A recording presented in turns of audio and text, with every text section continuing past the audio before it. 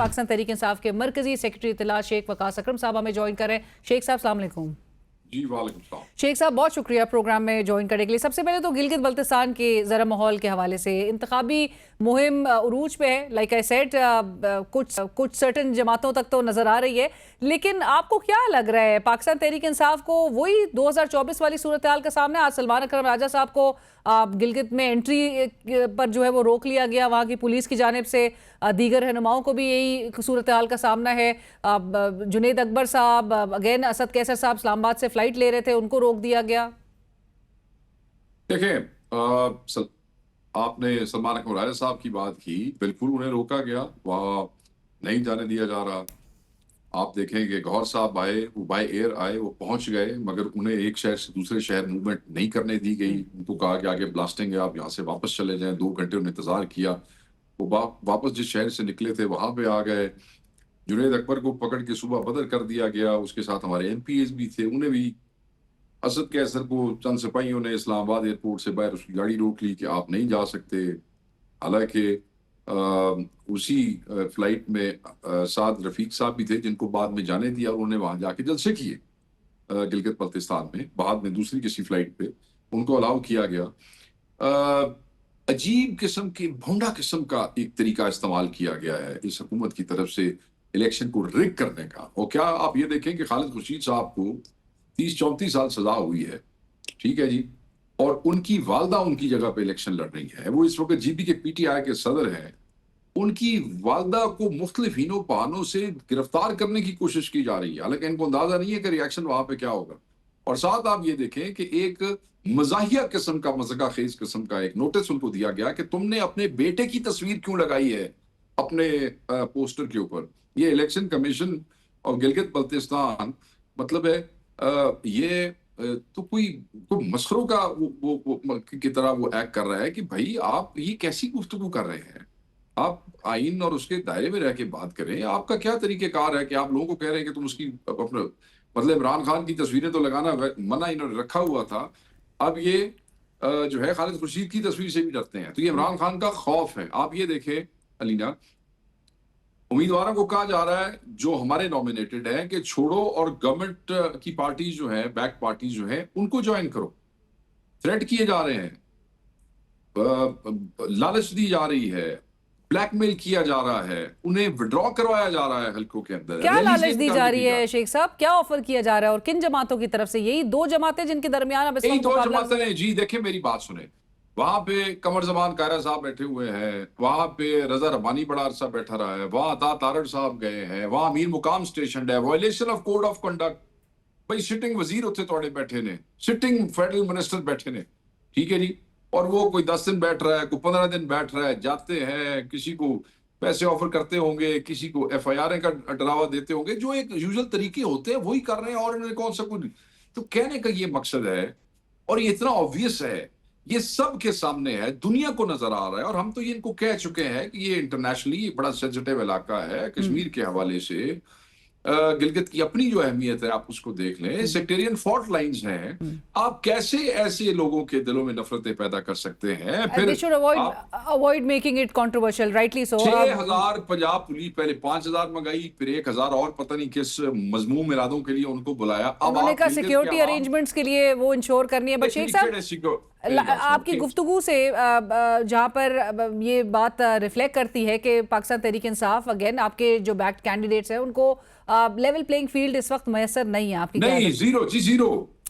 लेकिन उसके बावजूद भी आपको क्या लगता है कि आपकी जो बैक्ड कैंडिडेट्स हैं वो जीत सकते हैं बावजूद इसके कि लेवल प्लेइंग फील्ड? बिल्कुल जी, मैं आपको बता रहा हूं कि इसके बावजूद हम इस वक्त भी 50% से ज्यादा सीटें जीत रहे हैं, इस वक्त भी खुल के जीत रहे हैं। मतलब है कि अब इसीलिए ये दिन ब दिन सख्ती और अपना मसरापन जो है वो बढ़ाते जा रहे हैं। और ये मतलब है कि अब ये कोई तरीकेकार है। NOC भाई पहले कभी NOC होया सी 70 साल इलेक्शन होने, किसी NOC सुना है? मुझे ये सर समझाइएगा, 2020 में भी इलेक्शंस हुए थे, आपकी सेंटर में हुकूमत थी, उस वक्त भी रिक्वायर्ड थे? No NOC required. देखें आप बताएं, क्या उस वक्त मरियम नवाज साहबा ने वहां कैंपेनें नहीं की? 28 रोज तक बिलावल साहब ने वहां पे कैंपेन नहीं की? क्या उस वक्त पीपल्स पार्टी वाले वहां पे जाते नहीं रहे? 28 रोज तक बिलावल साहब अली अमीन गंडापुर वहां पे थे, तो क्या इनके ऊपर इलेक्शन कमीशन ने अली अमीन गंडा के ऊपर वो नहीं लिया था, नोटिस नहीं लिया था? क्या एफआईआर नहीं हुई थी? हमारे सिटिंग वजीरों को उस वक्त वो किया गया था। ठीक है जी।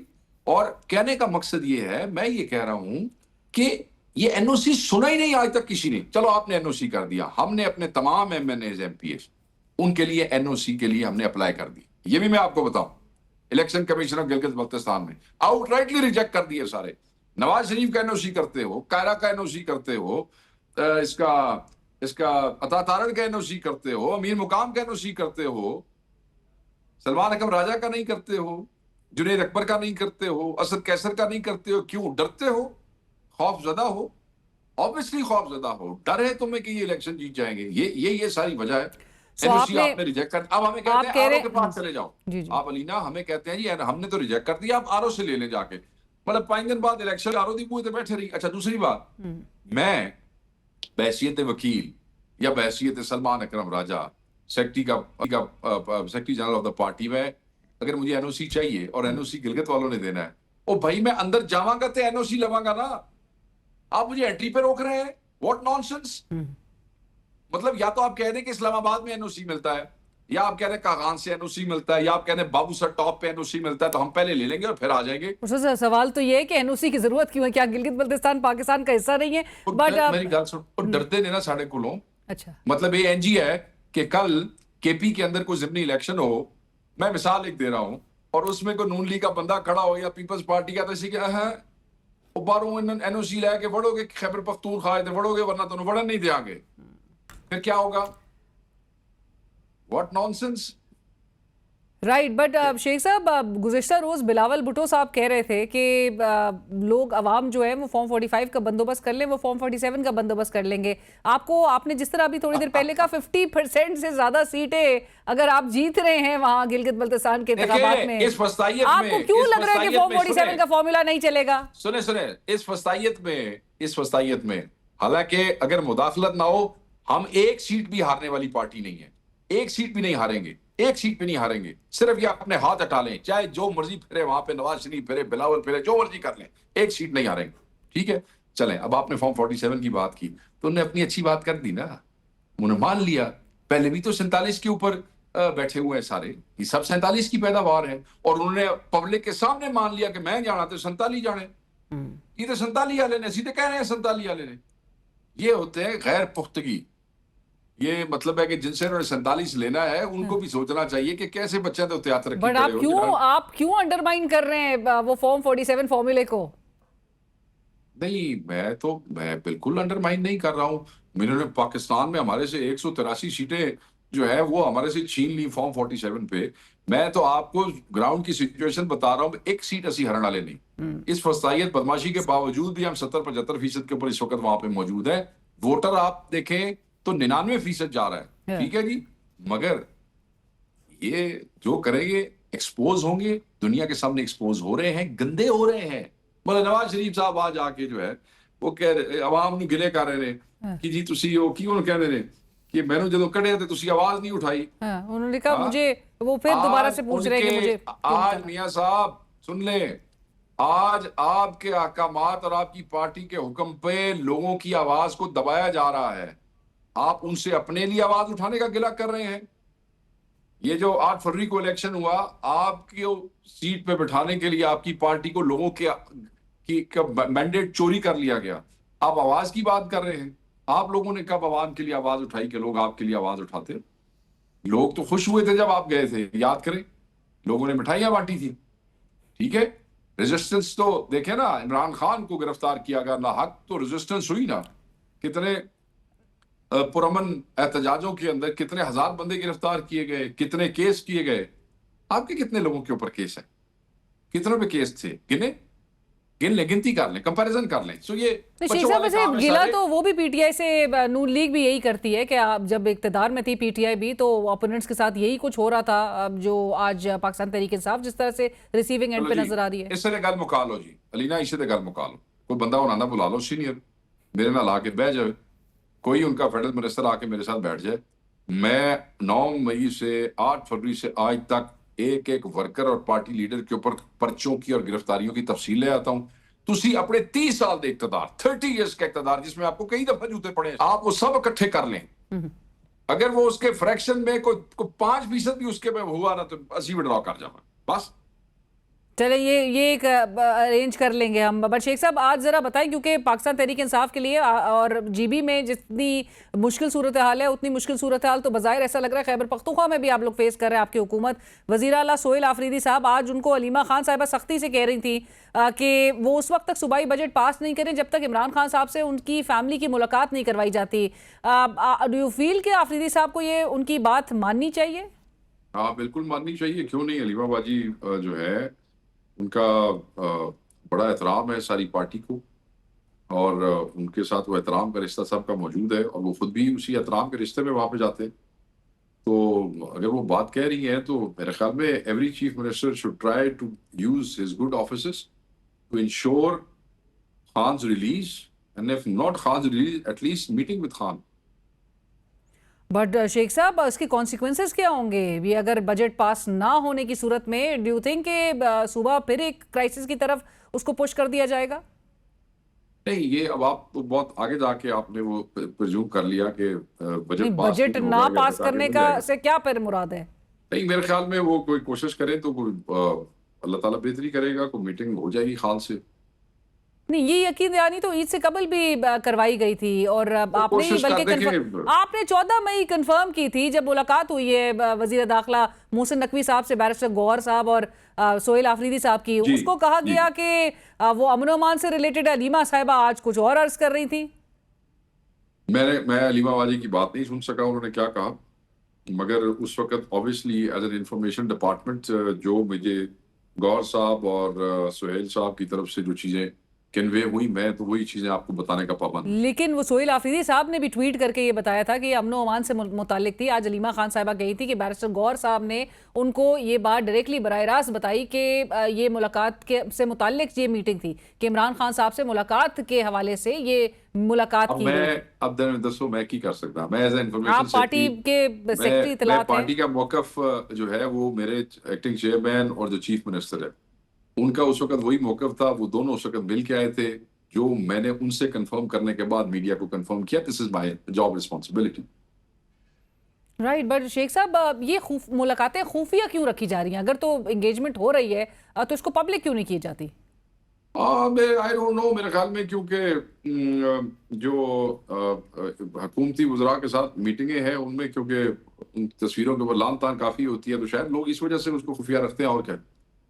अच्छा, शेख साहब ये भी ज़रूर बताएं कि अब जो खैबर पख्तूनख्वा में जिस तरह से नाराज़ अरकान और बाकायदा कहा जा रहा है कि एक फॉरवर्ड ब्लॉक बनता हुआ दिखाई दे रहा है। असद कैसर साहब की सरबराही में वो कमेटी को भी रिजेक्ट कर देते हैं। उन्होंने सवाल भी आयद कर दिया है जो उन्होंने बैरिस्टर गौहर साहब को बतौर चेयरमैन ऑफ द पार्टी ख़त लिखा है। उन नाराज़ अरकान ने यह भी कह दिया है कि जो इफेक्टिवनेस है वो उस तरह की नहीं नज़र आती इमरान खान साहब की रिहाई से मुतालिक जो आप लोग की स्ट्रैटेजी है। इसके हवाले से ज़रूर बताइएगा कि ये तो मुश्किल सूरत हाल बनती जा रही है पाकिस्तान तहरीक इंसाफ के लिए खैबर पख्तूनख्वा में। देखें, बात सुने, वो खत उन्होंने गौर साहब को लिखा है, उसकी एक कॉपी सलमान अकबर राजा साहब को और एक मुझे भी इरसाल की गई है। I have gone through the नुकात जो है वो मैंने सारे पढ़े हैं। उसमें गुड थिंग इज कि they are all united as PTI, they are all united as Imran Khan followers, they are all united Khan साहब की रिहाई के हवाले से, ज़ात के हवाले से, पीटीआई के हवाले से। गवर्नमेंट की परफॉर्मेंस के ऊपर या इंटरनल को मामला की वजह से अगर वो कोई नाराज है या वो समझते हैं कि खान को निकालने के लिए ज्यादा कोशिशें होनी चाहिए, तो ये तो हमारा हर वर्कर समझता है इस वक्त, केपी का नहीं पाकिस्तान का, कि हमें ज्यादा से ज्यादा कोशिश करनी चाहिए। तो वो उनकी मतलब है कि ये चीजें हैं, तो मैं समझता हूँ कि ये काबिल हल चीजें हैं, उनको ऐसी चीजें नहीं है। वो अगर बैरिस्टर गौहर साहब से मिलना चाहते हैं तो बैरिस्टर साहब उनको मिल लेंगे, अगर वो कैसर को नहीं मिलना चाहते तो नहीं मिलना चाहते, वो गौहर साहब मिल लेंगे। बहुत बड़ी पार्टी है, एक और एडा रौला मौला कोई नहीं है, खत्म हो जाएगा। पार्टी के अंदर से ये आवाजें उठना कितना परेशान कुन है और अगेन ये किसी भी तरफ जो है वो ये मामला जा सकता है, ये नाराज जो है इनकी तादाद में इजाफा हो सकता है अरकान की। देखें, हमारे लिए मैटर पता क्या करता है, हमारे लिए मैटर करता है कि इमरान खान साहब इन सब के कायद हैं।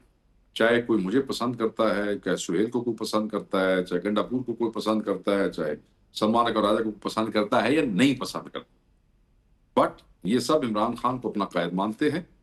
ये सब इस बात को समझते हैं कि केपी हमारा किला है कोई भी चीफ मिनिस्टर हो वहां पे हुकूमत जो है वो पाकिस्तान तहरीक इंसाफ की होनी चाहिए। एडमिनिस्ट्रेटिव इश्यूज हैं, पार्टी के नजरियाती वो मामलात हैं, हर वर्कर की यही ख्वाहिश है।